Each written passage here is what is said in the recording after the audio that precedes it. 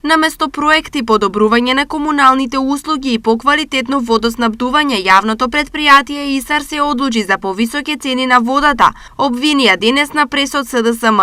Откако Јорданов и ВМРО ДПМНЕ се на власт во Штип, рече си да нема услуга или давачка која не е зголемена.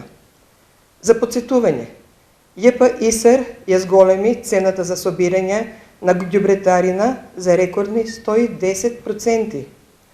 Се зголеми давачката за такси услугата, данокот на промет на недвижности од 3 на 4%, како и стапката за уредување на градежно земјиште. Додека удираат по джебот на граѓаните, ВМРО ДПМНЕ парите на граѓаните ги трошат расипнички и на партиски вработувања. Ова, за жал, е новата реалност и секојдневие на штипјани, кои со доаѓањето на ВМРО ДПМНЕ на власт одвојуваат повеќе пари за услугите. На критиките од СДСМ прозваните, ВД директорот на ИСАР Трајан Коцев и градоначалникот Иван Јорданов одговорија. Повторно лаги и манипулации од СДС.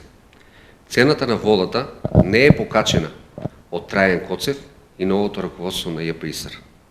Висината на водата за 2023 година е утврдена, е дефинирана уште во 2021 година кога раководство по ЈП ИСАР беа луѓе од СДС.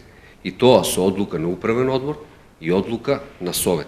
Крајно лицемерно е партијата чии политики предизвикаа повисоки цени на струјата, горивото, лебот, брашното и сите останати основни елементи за екзистенција на граѓаните да коментираат за некакви покачувања на цените.